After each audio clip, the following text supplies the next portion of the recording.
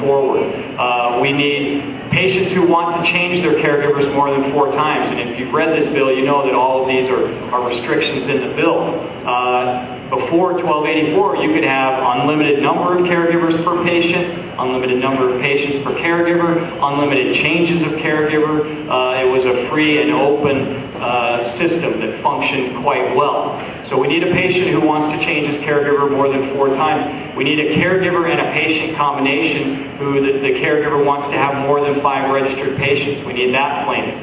We need a physician plaintiff. There's one up here on this panel who may be an excellent fit, but we need more doctors because we're also going to be challenging Senate Bill 109, which is an unprecedented assault on the doctor-patient privilege. And by the way, Dr. Aquino, as Dr. Bregman points out, Dr. Aquino is being prosecuted for recommending medical marijuana to cops who were posing as patients, wearing wires, setting up an appointment. And when you set up an appointment with Dr. Aquino through a dispensary, which was formerly allowed, and there's nothing wrong with that, that's no longer happening these days under 109, but formerly, doctors could work with and in conjunction with dispensaries. So these police officers called the dispensary, set up an appointment with Dr. Aquino, went in there wearing a wire. One of them's got steel plates in his head for real. They provide real, genuine medical records showing they're in pain. Dr. Aquino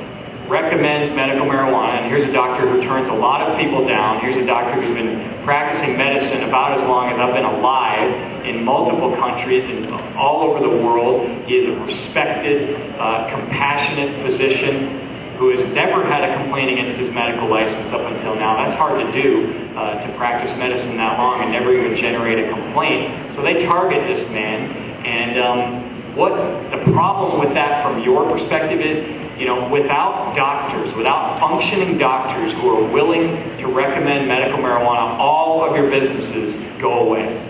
You're done. Because doctors, the way the voters set it up, and in fact even 1284 sets it up this way, doctors are the gatekeepers.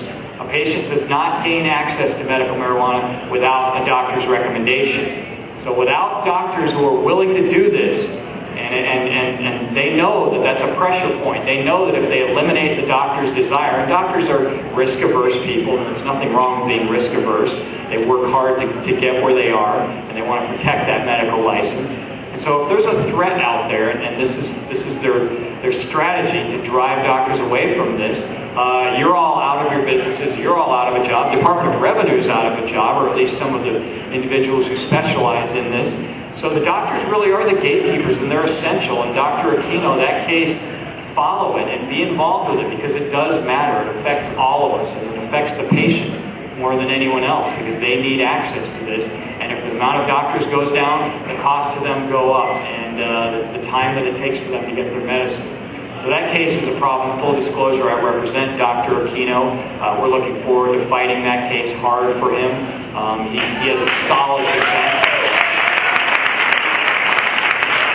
He's committed to fighting that case as well. I don't see him folding. I think he's got a very solid legal position. So let me conclude because I do think that we should all take very close notice of what the next 2 speakers are going to say. They've got $7 million of our dollars and a ton of our power, and you know, the way that they conduct this program is going to affect a lot of people, good or bad. And again, I'm still an optimist, I'm still a believer in it. But we are going to bring this caregiver lawsuit, so we need plaintiffs to fill those categories I mentioned before. And I'll remind you again of what they are. Patients, caregivers, a patient who wants to change caregivers more than 4 times a year. I don't know if I mentioned this one before, but a patient who wants to have more than 1 caregiver at any given time.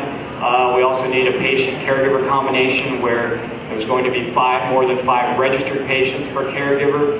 We also need a doctor or a doctor or 2 to be plaintiffs in that lawsuit.